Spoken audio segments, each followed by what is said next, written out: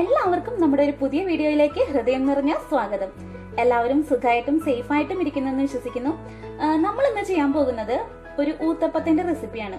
ഇപ്പൊ നിങ്ങൾക്കൊക്കെ ദോശമാവ് ബാക്കി വരിക, അല്ലെങ്കിൽ ദോശ കഴിച്ച് മടുത്തു എന്നൊക്കെ തോന്നുമ്പോൾ ഉണ്ടാക്കാൻ പറ്റിയ ഒരു അടിപൊളി വിഭവമാണെന്ന് കാണിക്കാൻ പോകുന്നത്. അപ്പൊ അതിനായിട്ടുള്ള ഇൻഗ്രീഡിയൻസ്: ഒരു സവാള വേണം. പിന്നെ ഒരു ക്യാരറ്റിന്റെ പകുതി ഞാൻ ഇവിടെ ഗ്രേറ്റ് ചെയ്ത് വെച്ചിട്ടുണ്ട്.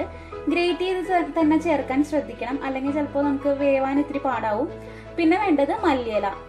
നിങ്ങൾക്ക് വേണമെങ്കിൽ പച്ചമുളക് ചേർക്കാം, അതുപോലെ തന്നെ തക്കാളി ചേർക്കാം. അതൊക്കെ നിങ്ങളുടെ ഇഷ്ടത്തിനനുസരിച്ചിട്ട് മാറ്റം വരുത്താം. ഞാനിപ്പോൾ ഇവിടെ മോൾക്ക് കൊടുക്കാനായതുകൊണ്ട് പച്ചമുളക് ചേർക്കുന്നില്ല. കുട്ടികൾക്കൊക്കെ കൊടുക്കുമ്പോൾ പച്ചമുളക് ചേർക്കാതിരിക്കുന്നതാണ് നല്ലത്. അപ്പോൾ ഇതെല്ലാം കൂടി ഒന്ന് ഉപ്പിട്ടിട്ട് മിക്സ് ചെയ്ത് വെക്കാം നമുക്ക്. അപ്പൊ നമ്മള് ഇതെല്ലാം ഉപ്പ് ചേർത്തിട്ട് മിക്സ് ചെയ്ത് വെച്ചിട്ടുണ്ട്. തക്കാളി ചേർക്കുമ്പോൾ അതിന്റെ കുരു കളഞ്ഞിട്ട് ചേർക്കാൻ പ്രത്യേകം ശ്രദ്ധിക്കണം. അപ്പൊ നമുക്ക് ഉണ്ടാക്കി തുടങ്ങാം. അപ്പൊ നമുക്ക് ദോശമാവ് ഒഴിച്ചു കൊടുക്കാം. ദോശമാവ് ഒരുപാട് ഇങ്ങോട്ട് തിന്നായി പോവാൻ പാടില്ല, അത്യാവശ്യത്തിന് കട്ടി വേണം. നമുക്ക് ഒഴിച്ചു കൊടുക്കാം. ഇവിടെ കനം കുറച്ച് പരത്തേണ്ട ആവശ്യമില്ല. അതിന്റെ മേലോട്ട് നമുക്ക് അരിഞ്ഞു വെച്ചിട്ടുള്ള വെജിറ്റബിൾസ് ചേർത്ത് കൊടുക്കാം.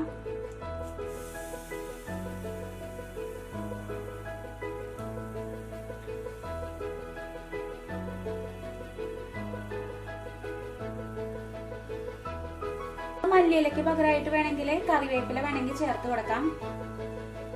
അതൊക്കെ ഓരോരുത്തരുടെ ഇഷ്ടത്തിനനുസരിച്ചിട്ട് മാറ്റം വരുത്താം.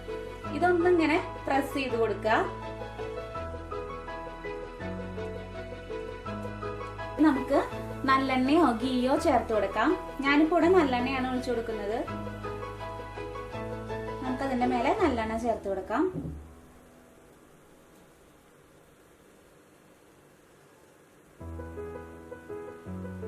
ഇതൊന്ന് ഒരു മിനിറ്റ് എങ്കിലും നമുക്ക് മൂടി വെച്ചിട്ടൊന്ന് വേവിക്കാം. നമ്മൾ ഒരു മിനിറ്റ് ഒന്ന് മൂടി വെച്ച് വേവിച്ചതിന് ശേഷം നമുക്ക് തിരിച്ചിട്ട് കൊടുക്കാം.